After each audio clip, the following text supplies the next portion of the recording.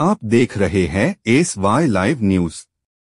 Supreme court के मुख्य न्यायाधीश पर जूता फेंकने की घटना के खिलाफ राष्ट्रवादी कांग्रेस शरद पवार गुट का ठाणे में मौन विरोध। आम्बेडकर प्रतिमा के सामने काली पट्टी बांधकर संविधान हाथ में लेकर किया प्रदर्शन। ठाणे से यूसुफ पुरी की रिपोर्ट।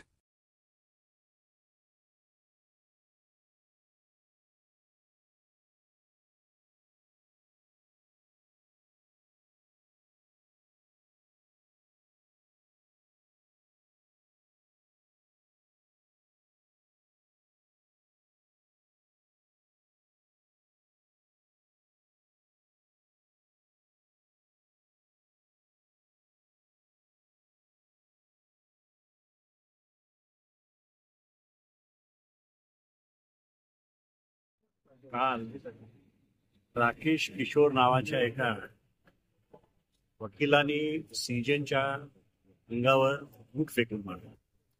सीजे म्हणजे मला असं वाटतं न्याय देवताचं सर्वात मोठं जर प्रतीक कोणी असेल या देशामध्ये तो सीजे आहे। असं तेही सुरक्षित नसते तर ह्या भारतातला कुठला नागरिक सुरक्षित।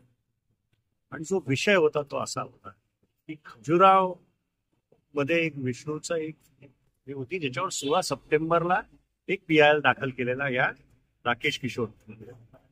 आता त्यांना प्रामाणिकपणे सीजे सांगत होते की हा युनेस्कोची साईट आहे, हा सुप्रीम कोर्ट पण निर्णय घेऊ शकत नाही, हा एक ASI ला निर्णय घ्यायला त्याला त्याच्यात काय आक्षेपार्ह वाटलं कळलं नाही। पण सनातनच्या नावावर त्यांनी काल जे केलं ते अतिशय घृणास्पद आहे। त्याचा निषेध म्हणून आज आम्ही या ठिकाणी बसलोय। आम्हाला असं वाटतं हे सनातन विचार याच्या नावाखाली एक बौद्ध जो सर्वात उंच पदावर बसलेला आहे त्याच्या विरोधात हे झालेलं आहे। तर राकेश किशोर म्हणाला की हे ऍक्शनला रिॲक्शन होती। जर तुम्ही ते सविस्तर ऐकलं तर त्यात अशी काहीच ऍक्शन नव्हती। त्यांनी एवढंच सांगितलं की जेव्हा तो ऐकायलाच तयार नव्हता, जेव्हा त्यांनी सांगितलं की खजुराहो युनेस्कोचा भाग आहे आणि ASIच करू शकते, म्हणजे आर्किओलॉजिकल सर्व्हे ऑफ इंडियाच याला परवानगी देऊ शकते, सुप्रीम कोर्ट देऊ शकत नाही। तेव्हा तो वारंवार विष्णूचं हे आमचा देव, पण त्यांनी एवढंच एक फक्त प्रतिक्रिया दिली, मग तुमच्या देवालाच सांगा की स्वतःला परत नीट कर, एवढंच ते एक वाक्य बोलले।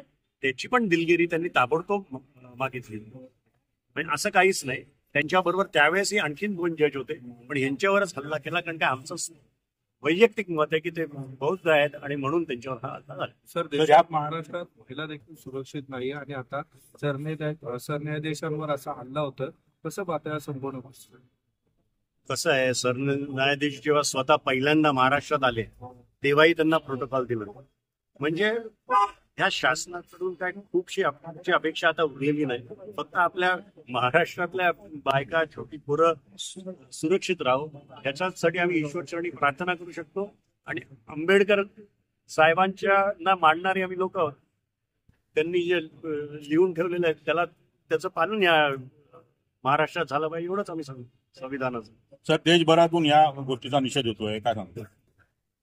प्रश्नच नाही। मला असं वाटतं की जेवढा निषेध झालाय त्याच्याही 10 पट झाला पाहिजे। कारण काय आज जर सीजनवर हे होऊ शकतं तर हे कोणावरही होऊ शकतं आणि हे झालंच नाही पाहिजे।